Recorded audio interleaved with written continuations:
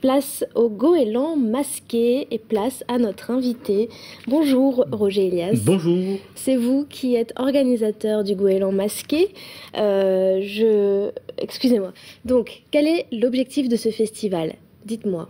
L'objectif du festival, c'est de mettre en relation des auteurs de romans policiers, de romans noirs et un public, car depuis maintenant 12 ans que nous organisons le salon qu'on appelle maintenant le festival, le public en fait vient en masse pour rencontrer des auteurs, participer à des conférences, écouter des auteurs qui parlent du genre, qui donnent des informations, aussi bien d'ailleurs sur le roman que sur la bande dessinée. C'est également une de nos caractéristiques, d'avoir les deux en fait. Et alors vous parlez de roman noir, quelle est la différence entre le roman noir et le roman policier? Bien, pour faire simple, je dirais que le roman policier est une histoire où un crime résolu permet d'éliminer l'individu qui est, je dirais, socialement taré, et à la fin du roman, tout reprend l'ordre des choses, alors que le roman noir, au contraire, peut ne pas avoir de policiers, ne pas avoir de crime, mais confronte les individus aux difficultés de la vie quotidienne.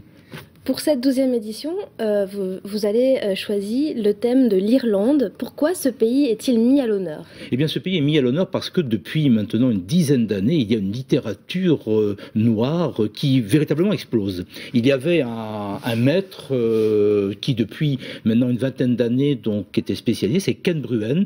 Pour un problème de calendrier, on n'a pas pu l'avoir, il sera là l'année prochaine, mais on a deux jeunes auteurs qui viennent de l'Irlande du Nord. Deux jeunes auteurs, non pas par l'âge, mais parce que leur carrière est encore récente. C'est donc Seamus Smith et c'est Sam Millar. Deux personnalités vraiment étonnantes, deux fortes personnalités.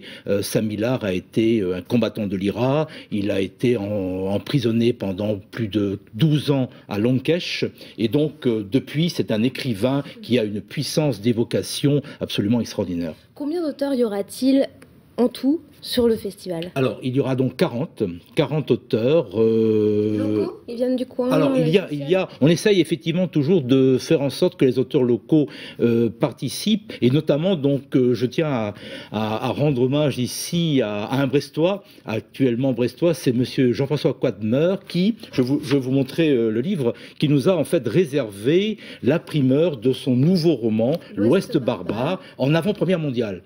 Et donc, monsieur Quadmer, qui est donc le président de notre jury depuis 12 ans, sera là. Il y aura aussi Jean Fayer, il y aura des auteurs traditionnels et importants comme Patrick Rénal, Jean-Bernard Pouy, et également une nouvelle vague d'auteurs, Antonin Varenne, Marin Ledin, qui viendront compléter donc ce tableau. Et donc c'est des auteurs qui sont quand même, qui ont l'habitude de venir à ce festival.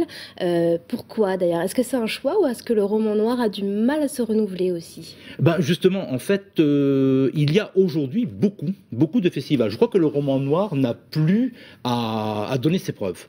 Il existe, il correspond une bonne partie aux ventes que réalisent les libraires, et aujourd'hui, en fait, grâce à leur disponibilité, sans doute aussi grâce à la qualité de notre accueil, parce que je crois que les auteurs aiment bien venir à Pamart, ce bout du monde, on n'a pas beaucoup de difficultés à constituer un plateau de qualité.